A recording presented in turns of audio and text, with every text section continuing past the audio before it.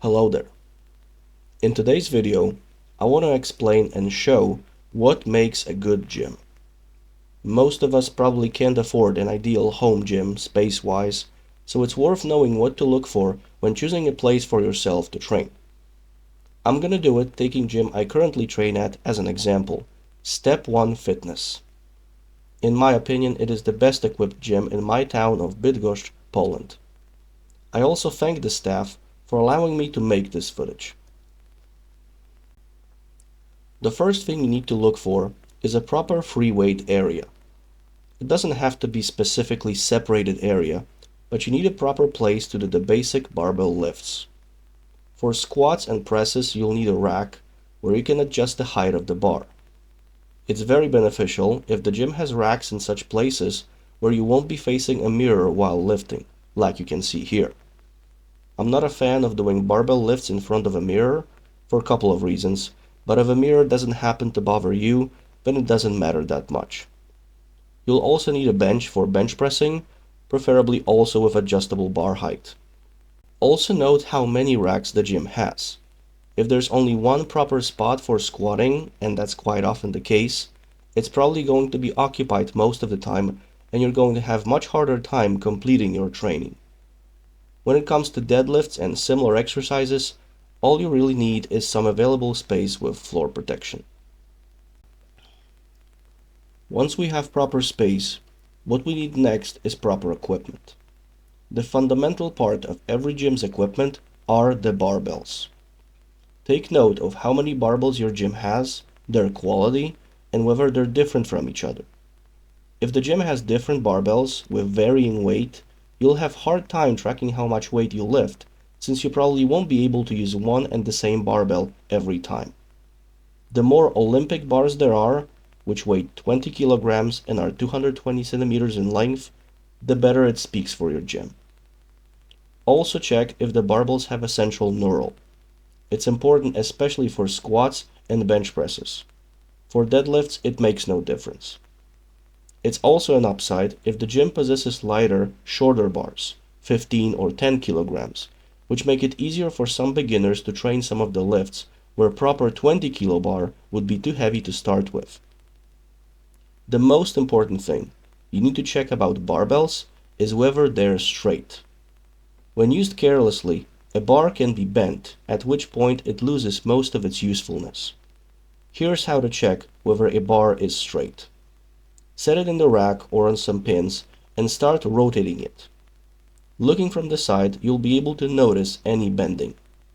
Here we have straight bars, but just as a comparison, note how easy it is to spot when it isn't. Another way is to roll the bar down the safety pins in the rack. Again, you're gonna spot any bend easily, especially when looking from the side. In addition to barbells, we also need plates. Again, check how many good quality plates there are and whether they're significantly different from one another. The commercial, non-calibrated plates are notoriously imprecise when it comes to their weight. A 45-pound plate may very well be 42 pounds or even 49 pounds. So the more calibrated Olympic plates the gym has, like the ones you can see here, the better. Speaking of plates, also note what are some of the lightest weights available. The more advanced you'll be getting in your training, the slower you're going to be increasing the weight on the bar. At this point, microplates become extremely useful, so 1 pound or even half a pound. Now, the gyms that have such plates are very rare, so make sure that you have access at least to 2.5 pound or 1.25 kilo plates. But even then, it's worth asking the staff if they allow you to bring and train with your own microplates. In my gym, for instance, it's not a problem. An additional benefit is if the gym also possesses light, like 10-pound plates of standard size. Just like with lighter barbells, they allow any beginners to properly train the lifts without limitations right from the start. In the deadlift, for example, the barbell starting position off the floor is with a standard plate on it, which is approximately 45 centimeters in diameter. If the lightest plates of that size in the gym are 45 pounds, and that's quite often the case, with a standard barbell that's 135 pounds right there, and not everybody is going to be able to start with such a weight. Another important thing that speaks a lot about your gym is whether they allow the use of chalk. Chalk is extremely useful in the squat, and in the deadlift at some point it pretty much becomes essential. Remember that chalk increases your safety since it prevents uncontrolled slipping of a heavy bar. So if you hear in some gym that they don't allow chalk because it's too messy, what they're saying is, the fact that I don't feel like cleaning my gym sometimes is more important than safety of the lifters. Another thing worth taking note of, although it's not as essential as previous points, is accessible place for pull-ups. It's good to have a few pull-up bars to choose from set at different levels so that person of any height can pull up and chin up comfortably without having to stack a bunch of blocks. Additional useful piece of equipment is a belt with a chain attached to it, which allows for putting extra weight on yourself. And those are all the most important things to look for when choosing a good gym.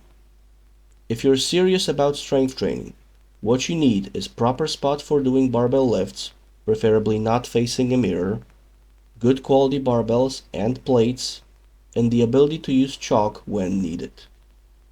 These are the absolute essentials. Everything else is secondary. If your gym doesn't have these, then no matter what other upsides it may have, it's probably time to find a new one. That's it for today. As usual, I invite you to subscribe to the channel if you find this content informative. Also remember to follow the Facebook page so that you don't miss any new content. Link in the video description. Stay strong, and until next time.